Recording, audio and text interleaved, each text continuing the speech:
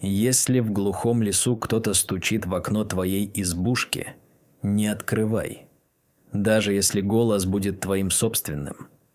Третью ночь подряд он слышал стук.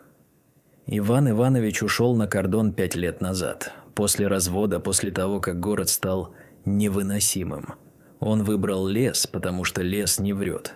Деревья не звонят в 2 часа ночи, не требуют алиментов, не говорят, что он неудачник. Избушка стояла на отшибе в 20 километрах от ближайшего жилья. Зимой дорогу заносило так, что до апреля никто не проедет. Иван Иванович знал это, знал и был спокоен.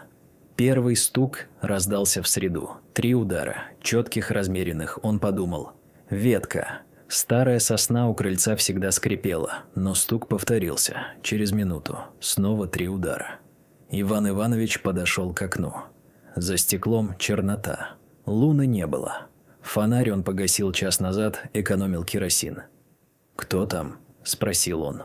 Голос прозвучал глухо, неуверенно. Тишина, только ветер в печной трубе. Он вернулся к печи, лег на топчан. И тогда стук раздался снова, теперь уже в дверь. 3 удара, коротких, вежливых. Как если бы сосед зашел на чай. Он встал, взял топор, подошел к двери. Я сказал: «Кто там?» И голос снаружи ответил. Свой собственный голос. Тот же тембр, та же хрипотца, то же дыхание. «Открой, Иван. Я замерз». Он отшатнулся от двери, как от огня. Топор выпал из рук, грохнул о половице. «Открой», — повторил голос. «Я знаю, ты один. Я знаю, тебе страшно. Я знаю все». Он не спал в ту ночь. Сидел у печи, сжимая топор, и слушал. Стук прекратился через час. Но под утро, когда за окном начало сереть, он увидел тень. Она стояла у окна. Силуэт мужчины. Его собственный силуэт. Та же сутулость, та же шапка-ушанка, тот же тулуп. Силуэт стоял и смотрел внутрь. Лица не было видно, только тень на заиндевевшем стекле. На 4-ю ночь Иван Иванович решился. Он зарядил ружье, подошел к двери, откинул засов. На крыльце никого не было. Снег лежал ровно, нетронуто.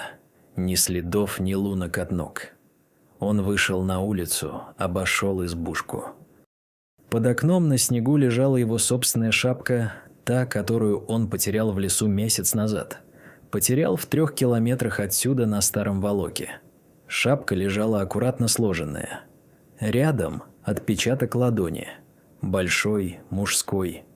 Но пальцы были слишком длинными, на фалангу длиннее человеческих.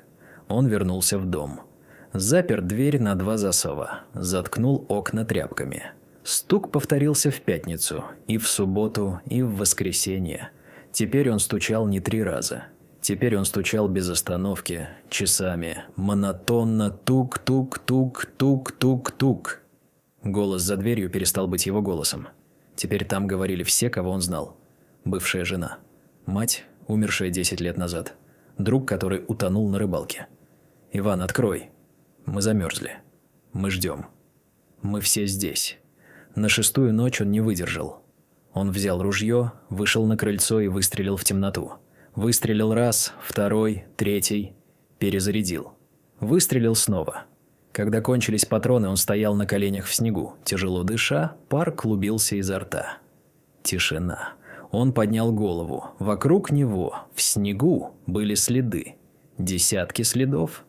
Они шли к дому со всех сторон. Но ни один след не уходил обратно.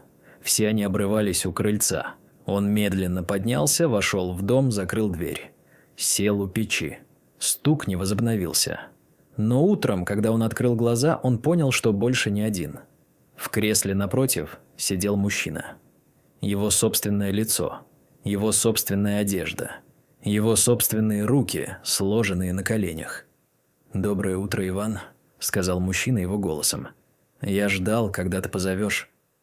«Я не звал тебя», — прошептал Иван Иванович. «Позвал», — улыбнулся двойник.